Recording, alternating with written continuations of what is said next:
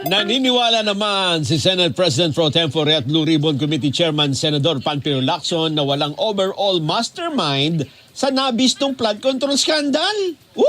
Git pa niya hindi maaaring obligahin na dumalo ng pagdinig sa Senado si dating House Speaker Martin Romualdez. Balita, Mar Gabriel. Mar. I don't think there's an overall mastermind kasi nga 'di ba ano to driven by greed. Saka sabi ko nga 'di ba parasitic Matapos ang 8 pagdinig ng Senate Blue Ribbon Committee, wala raw nakitang overall mastermind sa nabistong flood control scandal ang chairman nito na si Senator Panfilo Lacson. Sabi niya, walang iisang personalidad na nagmando para maisagawa ang malawakang korupsyon. Ang meron daw ay mga mastermind sa regional level.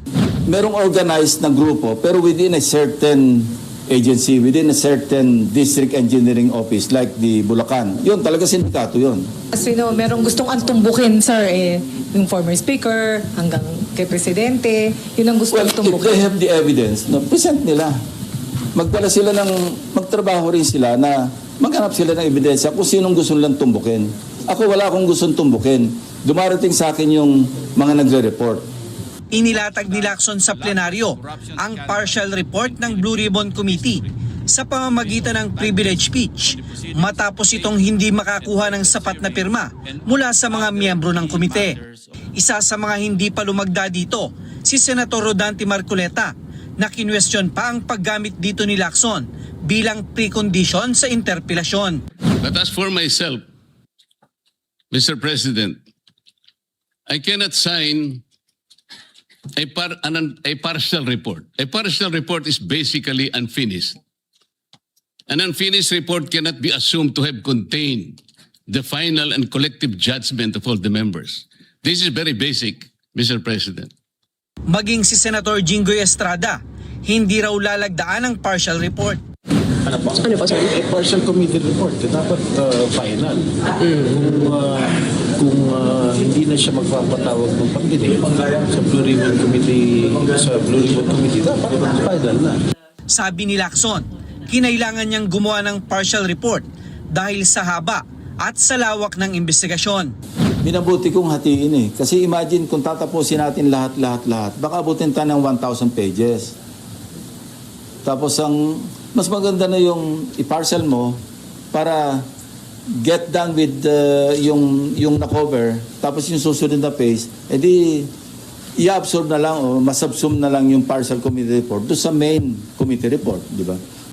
Sa chairman's report ni Lacson, inilabas niya ang mga nakalap na ebidensya at mga personalidad na inirekomenda ng komite na kasuhan, kabilang ang mga DPWH official at ilan nilang kasamahan sa Senado, kabilang sina Senator Chis Escudero, Senator Joel Villanueva at Senator Estrada. You're not bothered by it? Not bothered by it. Tsaka naglabas na ng statement ang na wala akong sinasabi ni Bryce Hernandez nung nag-hearing sa House.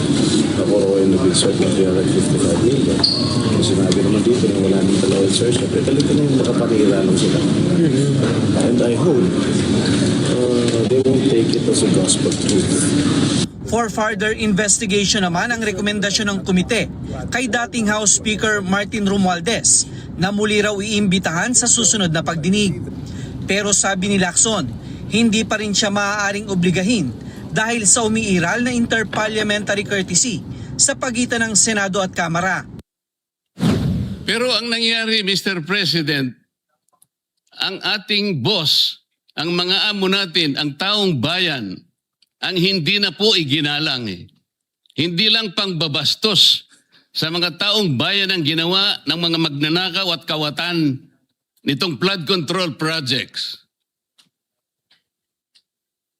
Igagalang pa ba natin, Mr. President, ang mga tinutungo ng ebidensya na sangkot ang mga taong gusto nating ipatawag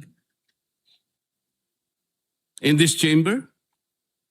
Kaya nga sabi ko kanina wala sa hulog Hindi mo makita yung katwiran niya. Sinabi na nga merong time-honored tradition na mulat sa pool na nag-open yung Congress, naandyan na yan. Bakit natin sasalungatin yun? Kung gusto niya, siya humila kay Speaker Romualdez dito. Bukod kay Romualdez, Iminungkahi rin ni Marcoleta na imbitahan sa susunod na pagdinig sina Yusek Adrian Bersamin, Yusek Jojo Cadiz, dating Governor Luis Chavit Singson, 18 dating sundalo at si dating Congressman Zaldico sa pamamagitan ng apostilled sworn statement. Sabi ni Marcoleta, nalulungkot daw siya dahil tila nawala na ang political will ni Lacson na dati niyang hinangaan noong siya pa ang Chief PNP. Hindi ko ikukwento ito kung hindi talagang hinangaan ko siya noon.